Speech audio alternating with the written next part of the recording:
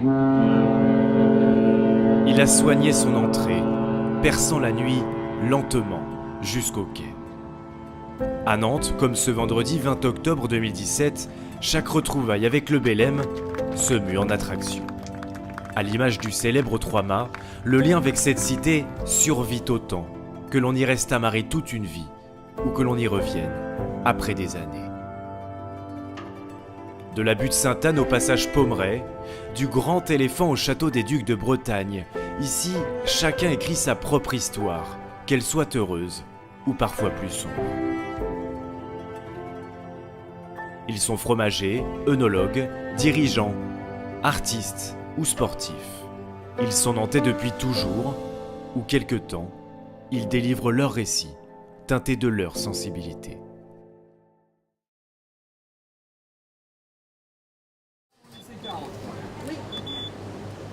Vous êtes obligé de goûter, hein, c'est la bonne heure. À moins que vous n'aimiez pas le fromage. Hein. Je mets la moitié du morceau. Un beau camembert. Hein. A soft one, hard one, how you like your cheese? Chantal, elle voulait de la marmite des Trappistines, Chantal. Madame Renou, vous avez oublié quelque chose? Vous voulez nous apporter des cadeaux, les enfants? Elle a dit que c'était pour moi, Madame Renou. Hein. On a une fromagerie qui est installée à Talensac depuis maintenant 17 ans. C'est un marché qui m'a toujours plu. Quand j'étais jeune Nantais, je venais déjà ici faire mes courses. Et quand j'ai eu l'opportunité de m'installer, eh bien, j'ai du bon pot.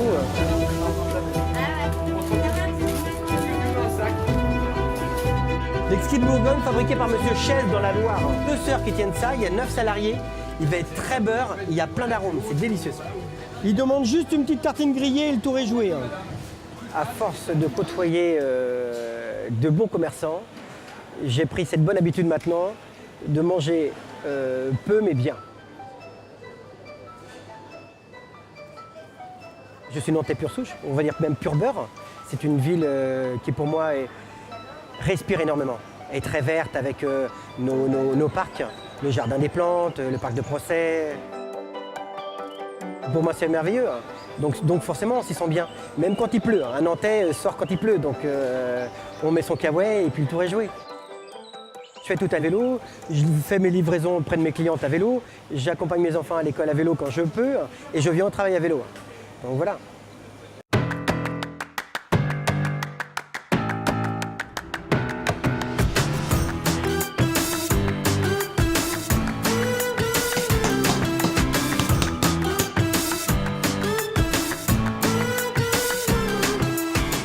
J'ai une activité peut-être un petit peu inhabituelle pour un restaurant, c'est-à-dire que en fait, je suis œnologue de formation.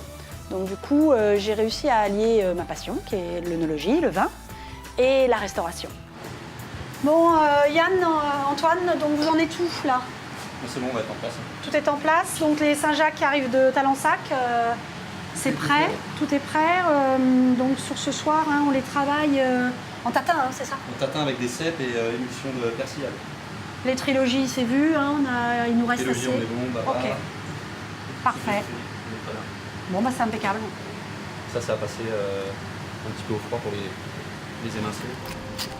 Pommes de terre prunelle.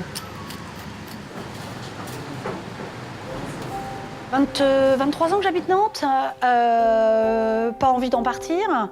Il était essentiel que la ville où j'arrive, même si je n'étais pas nantaise, elle ait un vignoble à proximité. Ok, non, c'est pour vous dire, voilà. Oui, pour pas qu'on soit... Nantes et le vin, je pense que c'est un amour contrarié pendant longtemps. À la fois, les Nantais sont fiers d'avoir un vignoble et en même temps, il était resté sur une réputation qui n'était pas forcément excellente. Il y a déjà 23 ans, j'avais rencontré des vignerons fantastiques. Donc le travail, il est fait depuis bien longtemps. Nantes, c'est en tout cas, c'est une partie du vin, c'est sûr. C'est une gastronomie aussi. Les biscuits, voilà, LU, BN. Mon grand-père a été médecin à la biscuiterie nantaise, donc forcément ça m'évoque quelque chose. Ça me rappelle les BN du 4 heures chez ma grand-mère. Il fallait les faire chauffer légèrement, on les laissait au creux de la main et le chocolat chauffait, et puis alors là ils se découvraient, on léchait le chocolat. Des fois, on restreint trop. On dit Nantes, c'est par exemple le beurre blanc parce que c'est son historique, c'est le muscadet et les huîtres. Oui, mais pas que. Ça peut être aussi une recette faite par le chef récemment, son foie gras poché au muscadet et au nantillais. Certains diront que le foie gras c'est pas nantais, bah pourquoi pas si l'élevage il est aboyé.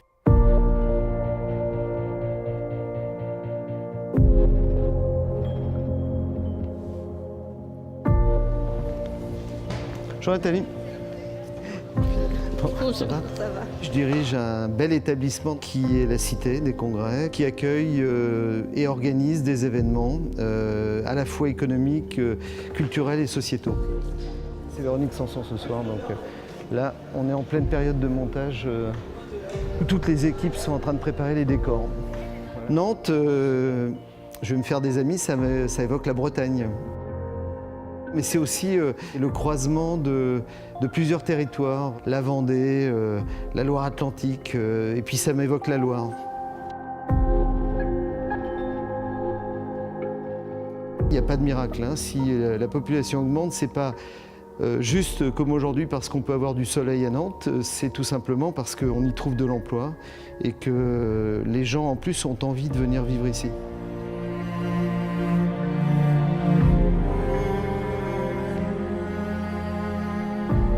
Dans le monde de l'entreprise, souvent, les lieux d'implantation des entreprises passent par une étape essentielle qui est la sollicitation des salariés sur le choix qu'ils auraient à faire en termes de lieu de vie. Et là-dessus, en général, Nantes gagne.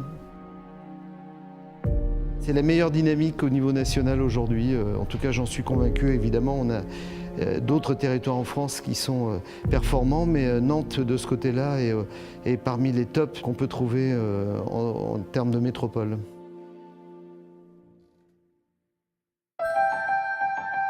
On a une start-up, c'est Sport in Town. Là, on a des gens qui développent des applications en fait, pour WordPress. Ici, on a une start-up de la santé qui s'appelle Félix Santé.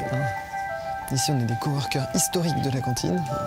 Ici, on a une start-up parisienne qui vient de s'installer en fait, sur Nantes. Et puis là, tout ça, hop, c'est l'équipe de la cantine.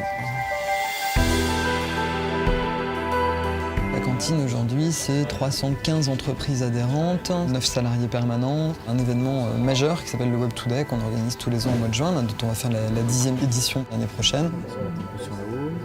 C'est surtout un état d'esprit en fait, c'est de faire exploser cet écosystème numérique nantais.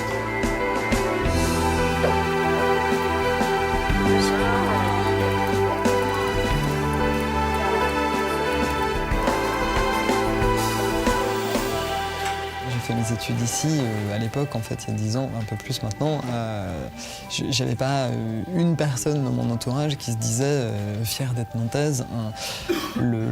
C'est plus le cas aujourd'hui. L'habillage structurel. C'est pas mal là cette idée là. De toute façon, il faut qu'on exploite en fait cette partie-là. Les gens ici, ils font pas du business dans leur coin. Il y a une capacité en fait des gens à se rencontrer, ouvrir des carnets d'adresses, comprendre que on est plus fort à plusieurs en fait que tout seul, y compris quand on est potentiellement concurrent. Super. Et ça représente beaucoup de boulot en fait là du coup pour vous. Si on parle de levée de fonds, on est passé de 6 millions d'euros ou 7 millions d'euros de levée en fait, sur l'ensemble de l'année par les startups nantaises il y a 4 ans à près de 80 millions en fait, pour cette année. Je pense qu'il y a une énergie dans cette ville qu'on ne trouve pas forcément en fait, ailleurs et puis une vraie spécificité sur la capacité du public à travailler avec le privé qui là aussi en fait, je pense c'est une caractéristique vraiment nantaise. Ouais. Oui, normalement ça sera assez léger. Quoi. Ok, mais c'est top. Donc on va pouvoir ça marche. Regarder ça, cool.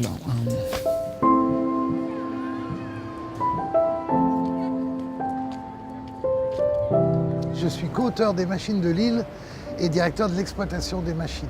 Mon collègue François de la Rosière est l'autre co-auteur. Voilà, on a imaginé cette histoire au début des années 2000. On a eu l'intuition que si on rassemblait le tourisme et la culture, il y avait quelque chose d'explosif et qu'il ne fallait pas laisser le monopole de l'imaginaire au parc d'attractions. Et là, en ce moment, il y a le Grand Éléphant qui est en grande révision. Au bout de 10 ans, il a fait 10 ans d'exploitation, on l'arrête pendant 3 mois. Et les sculpteurs vont refaire les marques, les rides sur la peau d'éléphant. Et il va repartir comme s'il sortait de l'atelier tout neuf. Le fait d'avoir un éléphant géant, une machine comme ça qui vit, qui a sa piste et qui a son territoire dans la ville, ça donne pour les enfants, par exemple, qui passent dans la voiture de leurs parents dans leur école sur le boulevard, ils cherchent à le voir. Voilà. Et il y a un côté Oui, il y a un côté enfantin, il y a un côté, c'est la ville où tout est possible, où on peut dépasser les limites du possible.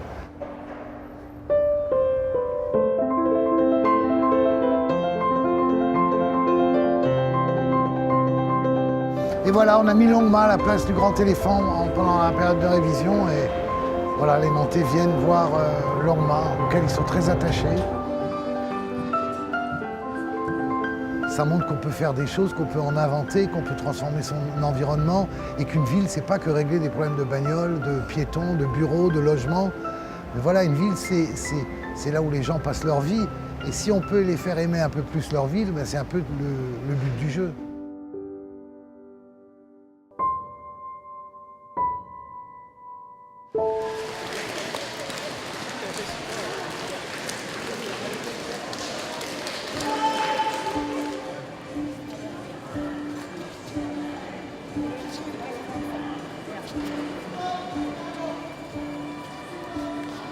Ça va durer 4 minutes à chaque fois.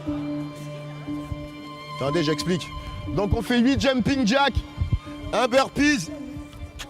On reprend 8 jumping jack, 1 burpee, 8 jumping jack, 1 burpee. Et ce, pendant 4 minutes. Quand ça devient dur, vous sautez plus s'il faut. Mais normalement, ça passe crème. Ah mais je vais attendre un peu parce qu'il y a des gens, il y a au moins une centaine de personnes qui arrivent là, bordel. Ah merde. Allez, prendre en route, c'est parti.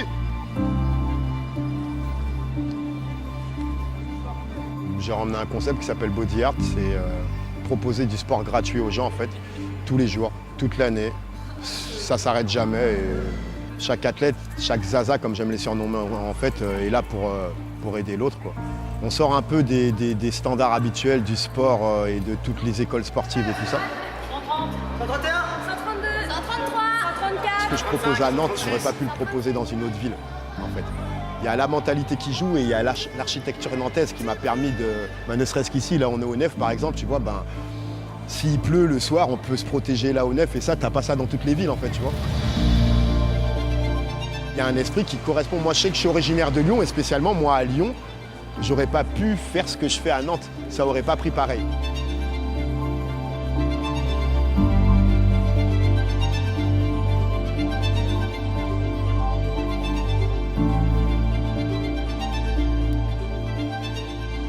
Si tu visites un peu Nantes et que tu vois le décor, les choses qui sont proposées, ne serait-ce que le voyage à Nantes, toutes ces choses-là et tout, c'est une ville d'enfants en fait.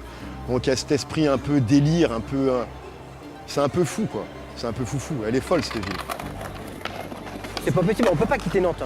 Une fois qu'on est accroché ici, on est amarré. On est amarré au quai de Nantes, donc on reste accroché. Après, rien n'empêche d'aller se promener ailleurs. C'est une ville où on est bien accueillis et une diversité. Des gens viennent d'un peu partout ici. La ville, en fait, c'est à la fois pour moi une vision du futur et un rappel de ce que j'ai vécu dans le passé ici. C'est ma ville de cœur, c'est clair. C'est un endroit en fait où je pense, voilà, même si je devais être amené à bouger, je reviendrai toujours. Dans l'ADN de cette ville, il y a quelque chose de turbulent et de très vivant et de non respectueux en même temps, de libre, de libertaire. J'en ai vu beaucoup partir, mais j'en ai vu beaucoup revenir. Moi, je ne veux pas partir. Je pense que si un jour je pars de Nantes, c'est que j'ai un projet dans un autre pays ou quelque chose comme ça. Et encore, c'est même pas dit que je ne revienne pas, quoi. C'est même pas dit. De toute façon, moi, je suis attaché maintenant à cette ville. J'ai quelque chose qui est dans cette ville-là. Avant que je m'en aille, je suis là, quoi. Il va falloir compter avec moi. Je trouve qu'ici, tout est simple. Tout est simple à Nantes.